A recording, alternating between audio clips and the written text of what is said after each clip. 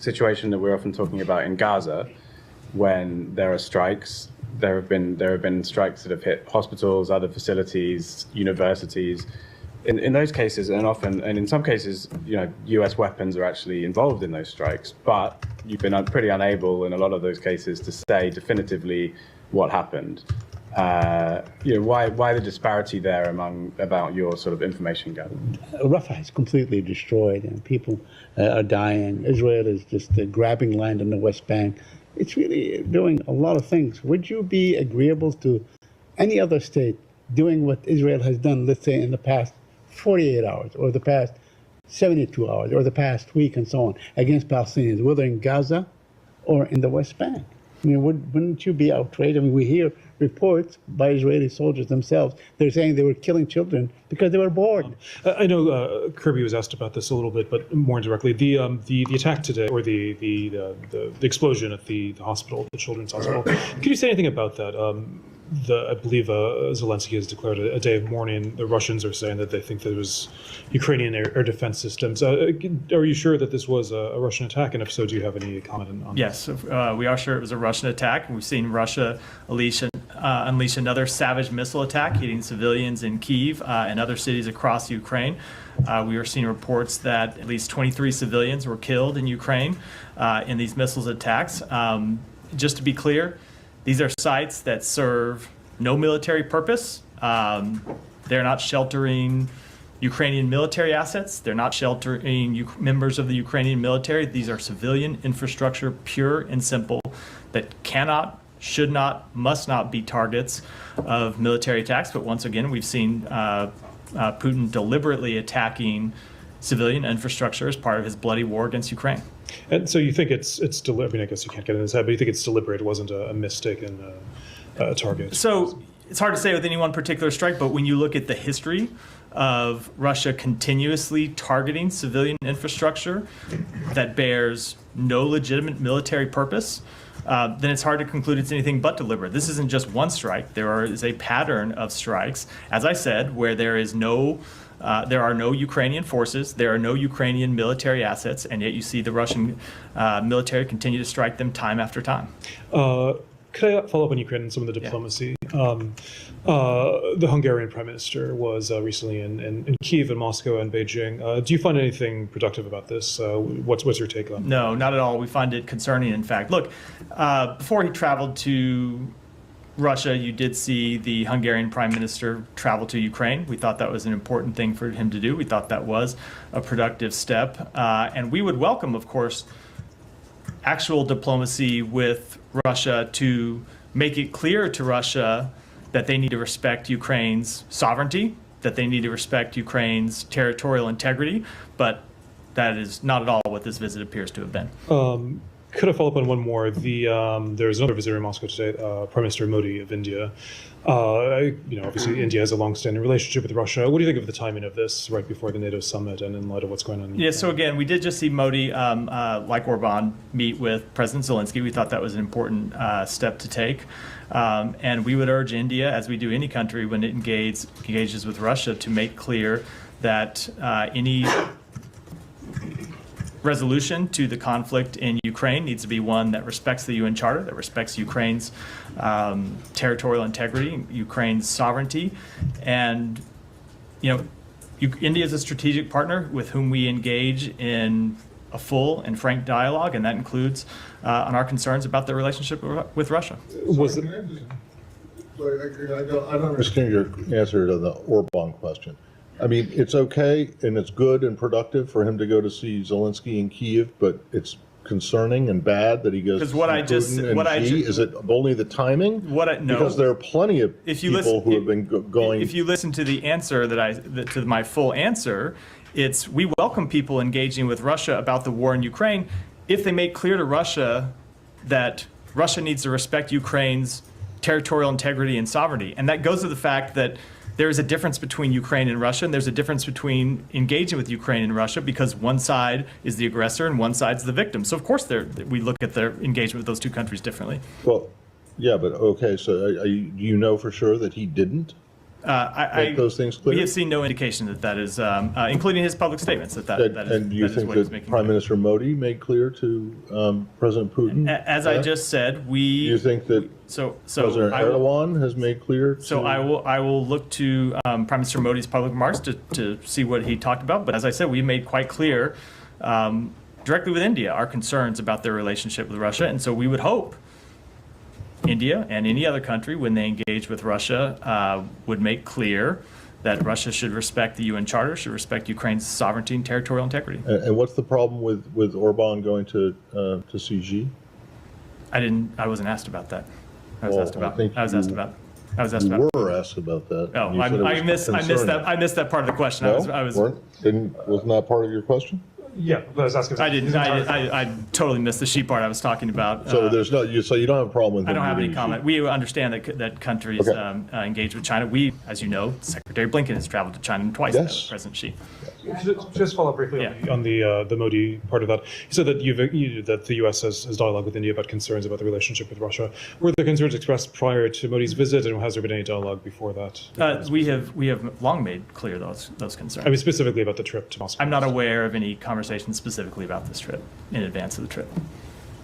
Just while we're on the topic of Russia, are you expecting any other provocative actions from Russia this week, given the 75th anniversary of NATO, the gathering in Washington this week? It's very hard to say because it's not like this strike against civilian infrastructure today came out of the blue. It's not like this is the first time that they have done this. So it's hard to know whether this strike was timed to the NATO summit or not, because we've seen strikes from Russia against civilian infrastructure that have killed scores of civilians in previous weeks. So I don't know how to answer that question other than that this fits a pattern that we have seen from Russia going back to the outset of this conflict. So I certainly expect that these sorts of strikes would continue. Whether or not they will come this week, whether or not they're related to the NATO summit, I think it's impossible to say. And any indication that there's plans for a change to their nuclear posture or their nuclear doctrine this week? No, we have seen no indications of that. Okay. And if we could just stick on NATO for a minute here. Kirby said, Ukraine is in NATO's future, or whatever way it was. And I wonder if it's still the position, though, of this administration that the war has to be over before Ukraine can join NATO. Otherwise, that would draw the entire alliance into the conflict. So I just don't want to get too much into the details of what Ukraine's membership in NATO will look like and what steps they have to take to get there. Today, in advance of significant new announcements being made in that regard over the course of this week. So I know that sounds a little bit like a punt, but in fact, it's because we will be making new announcements with respect to these very questions this week, and I don't think I should get ahead of them today. There are specific announcements you're going to make having to do with the timing of the war and when Ukraine will join NATO? About their bridge to NATO, and I don't want to talk about it any further before we can make those announcements, and you can all look at them, and then, of course, we'll be happy to take questions about them and talk about them further. And then last question on NATO. On Wednesday night, there is the leader-level dinner that is being hosted by the president and the first lady. It starts at 6 p.m. Over the weekend, President Biden told governors who had gathered that he's not going to go to any events after 8 p.m., try and get some rest, given some of his challenges with his age. So is there a plan for the Secretary of State to stay if that event goes on longer past 8 p.m., or will the president stay on past 8 p.m.? So I won't speak to the president's schedule. I'll let the White House do that. But I would say, with respect to his schedule, I think this NATO summit will look a lot like previous NATO summits, where the president and other members of our government, the Secretary of State, but also the Secretary of Defense and other leaders in the government, will have a full schedule of events starting in the morning and going through the evening. That includes bilateral meetings, includes multilateral meetings.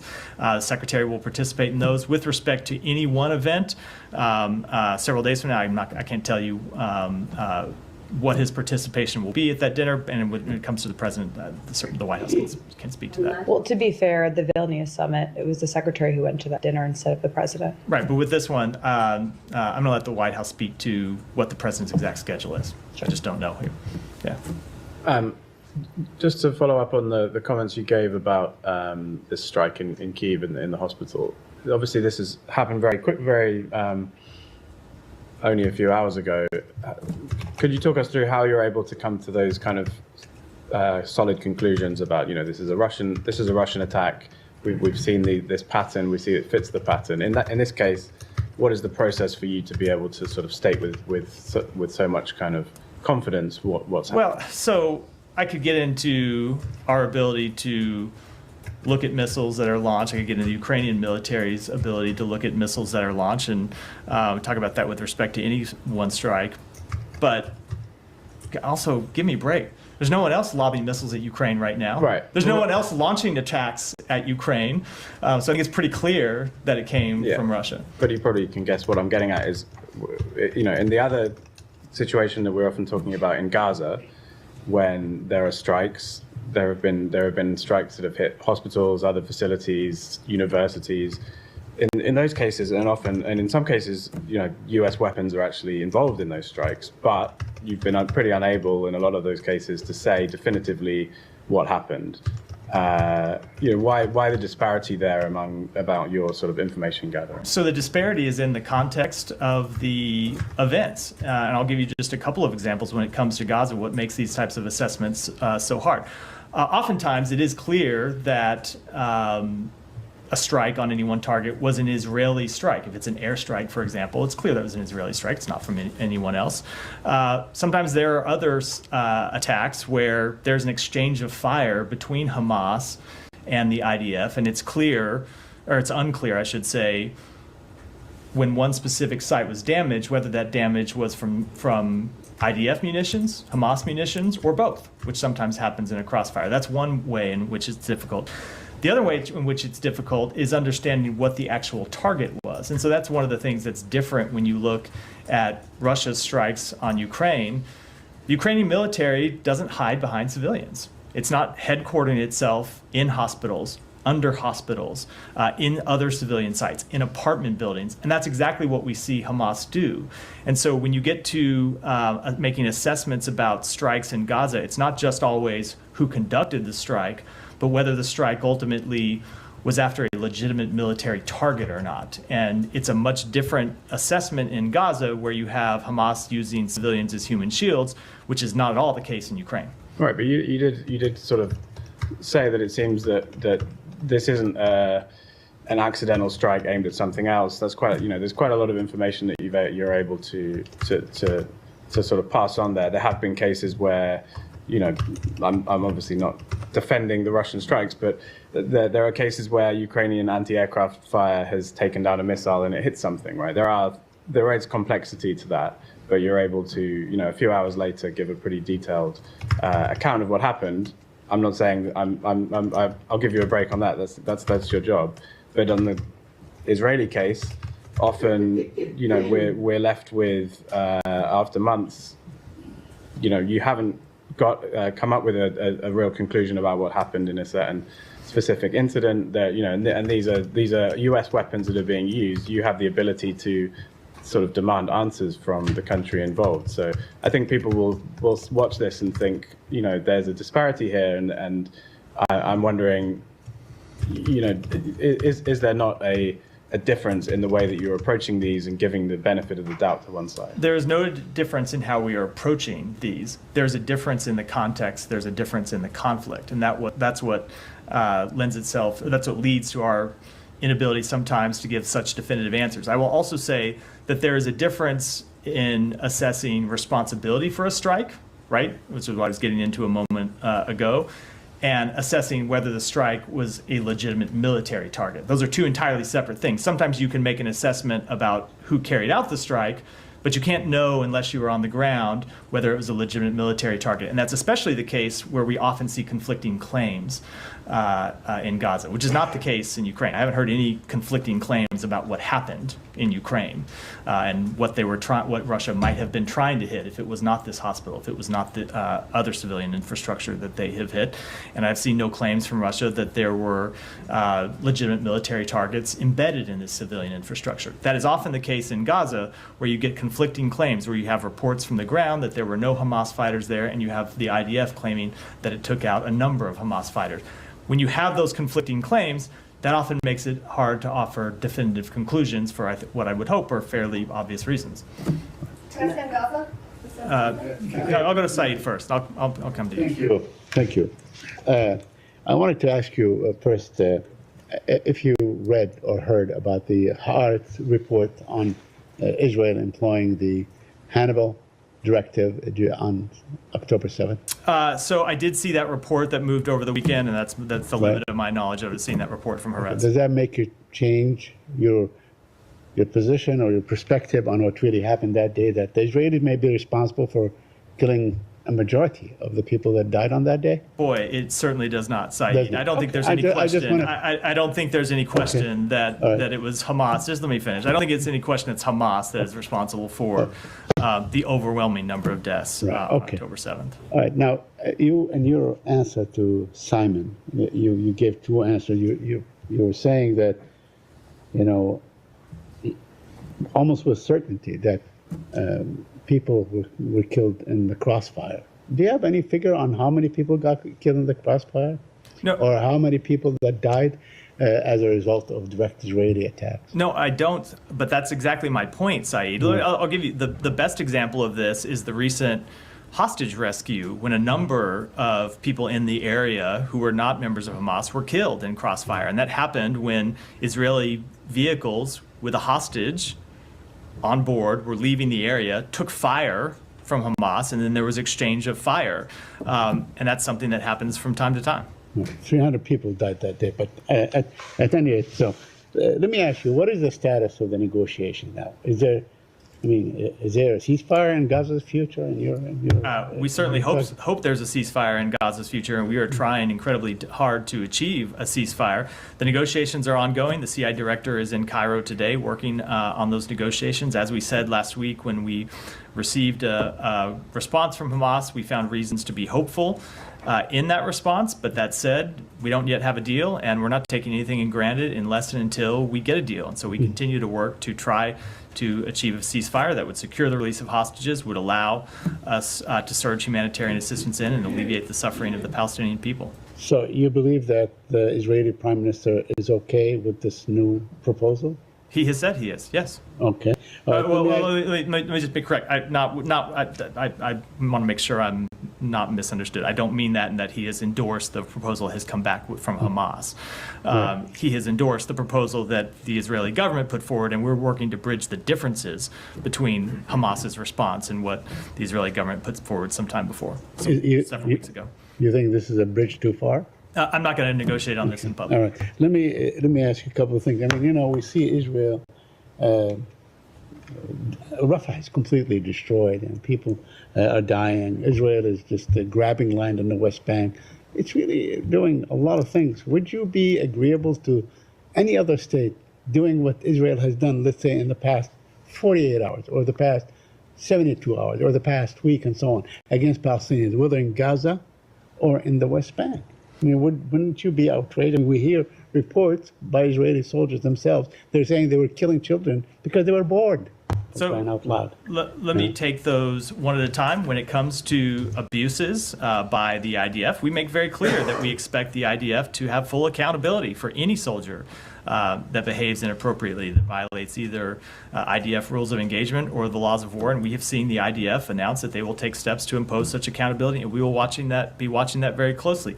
When it comes to settlements, we have also made clear that we oppose the advancement of settlements in the West Bank. We think that they are both inconsistent with international law and that they are ultimately counterproductive to the realization of peace, which is in Israel's interest. And that includes urging Israeli officials to not take actions to fund outposts that have long been illegal under Israeli law. So we will continue to make that clear.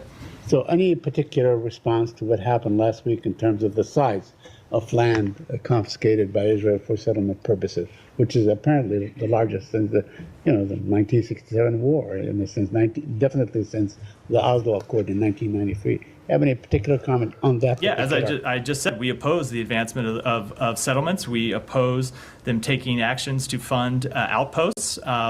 We think all of those are illegal under international law and ultimately hurt the chances of peace.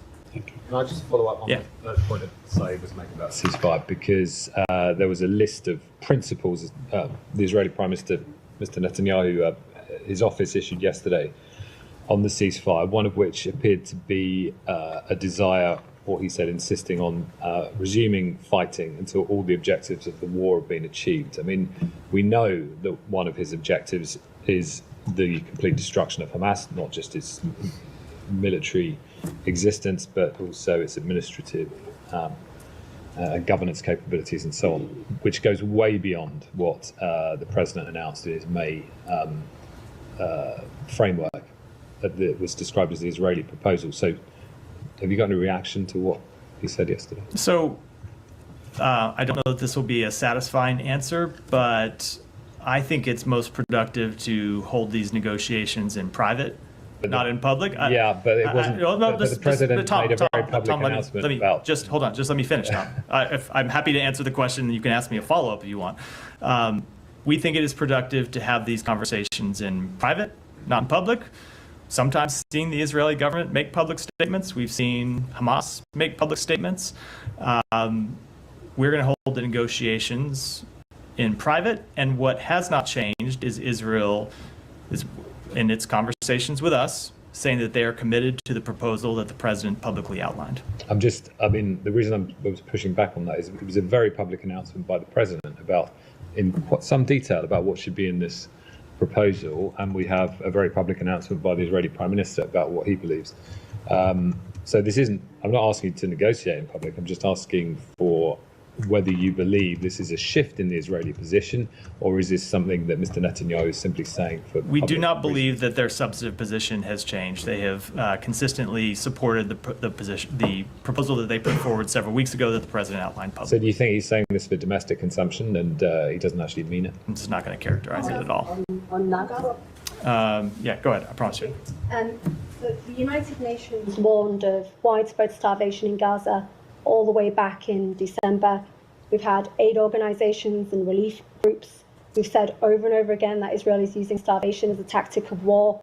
You've had 12 US government employees who've resigned, and they accuse the US government of undeniable complicity in the starvation of Palestinians. Doctors we've spoken to at Al Jazeera have told us that they, in part, also blame the US government for the horrors that they are seeing.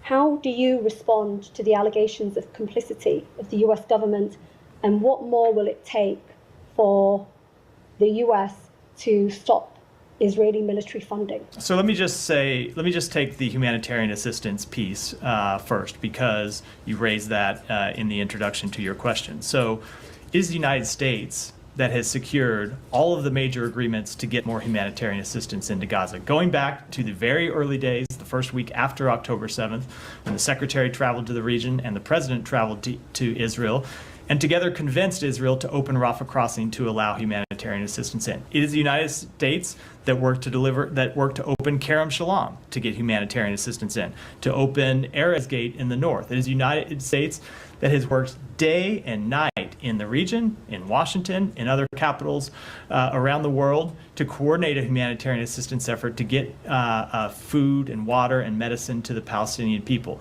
It has not been enough. There are obstacles. Sometimes those are logistical obstacles coming from Israel. Sometimes those are the nature of moving humanitarian assistance around in an armed conflict. But when you look at what has actually happened, the sad truth is there is widespread food insecurity in Gaza, and we have worked to try and address that. But when you saw the IPC, the group that actually measures famine, come out and make assessments, they warned that famine was imminent. We worked hard to get gates open and get more humanitarian assistance in. In their last assessment, which came out after the time they predicted famine was going to occur, they came out and assessed that it had not yet happened, which is not at all to say that the conditions are good. Of course they're not. They remain dire for the population in Gaza. But we continue to work to get humanitarian assistance in, and will continue to do so. I cannot tell you the amount of work that the secretary has put into this, that the president has put into this, that others in the government have put into this, and will continue to put into it. And that's not to mention the ceasefire agreement that we are trying to broker, which would allow a massive surge in humanitarian assistance and would allow humanitarian assistance to move more freely around Gaza. So when it comes to our policy for getting humanitarian assistance into Gaza and to the people who need it, we're not going to change one bit. We're going to continue. No, just let me finish. We're going to continue to work day and night to get humanitarian assistance, and recognizing all the barriers, working to try to overcome them. And every time we do, something else pops up and we work to overcome that too. And that's what we're going to continue to do. So just to follow up on that, the latest IPC report actually says that 96% of the population of Gaza is facing acute food insecurity Which is what I just crisis said, level or absolute higher. dire. Yeah. So it's still very dire, and you've spoken about what the US has done, but the US also continues to be the biggest funder of Israeli military, and under US law, it is required that any country receiving military support must not obstruct the flow of humanitarian aid during war. And every major rights group, from the United Nations to Human Rights Watch, has said that Israel is using starvation as a tactic of war. Do you disagree with them? So, and are you, just sorry, one yeah. final question, are you not afraid of completely losing legitimacy?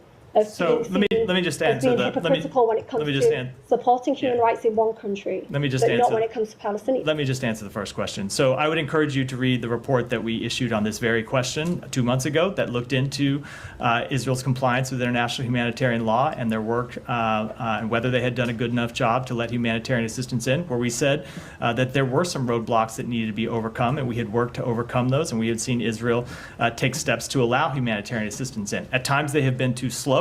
At times they haven't moved quickly enough. At times there have been barriers that we needed to break down, but we have worked to do it, and we have seen Israel take steps to allow humanitarian assistance in. Now, there is, as I just said a moment ago, there is always something more that needs to be done. We've talked about the fact that you have a lot of assistance coming to Kerem Shalom now, but it can't move around Gaza as freely as it could because of looting by armed gangs. And so we need to come up with practical steps to address that. And I say that to get at the point that I know sometimes everyone likes to make this seem like a black and white issue that is completely simple, where there's somebody that's blocking humanitarian assistance, when it can be much more complex.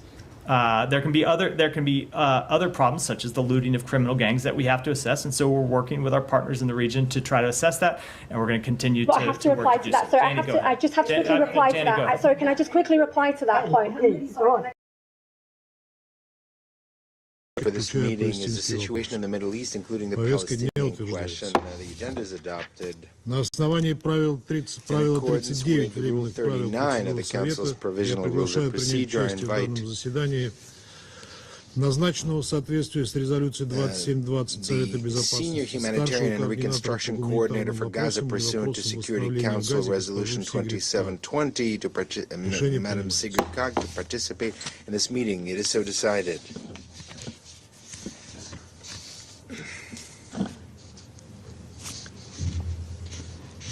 The Security Council will now begin its consideration of item 2 of the agenda. And I would now like to give the floor to Madam Sigrid Kaag.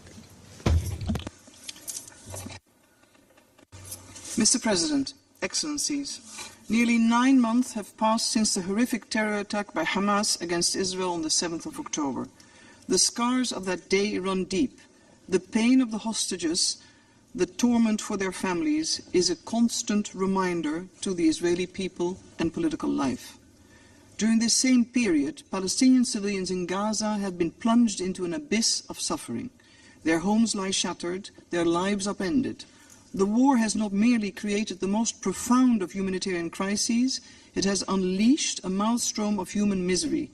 The public health system, as you know, has collapsed, schools destroyed, and the disrupted education system threatens acutely future generations. With summer temperatures soaring and severe shortages of basic services such as waste management, sanitation facilities and water supplies, the spectre of outbreaks of infectious and communicable diseases looms large. Following the Israeli offensives against Rafah since the 6th of May, over 1 million people have been displaced once again, desperately seeking shelter and safety. 1.9 million people are now displaced across Gaza, and I'm deeply concerned about reports of new evacuation orders issued into the area of Khan Yunis. Its impact on the civilian population is deep. In Gaza, nowhere is safe. Behind every statistic, Mr. President, is a human story of hope, dignity, and aspirations. And in my visits to Gaza, I am met with voices that echo a single heart-wrenching question.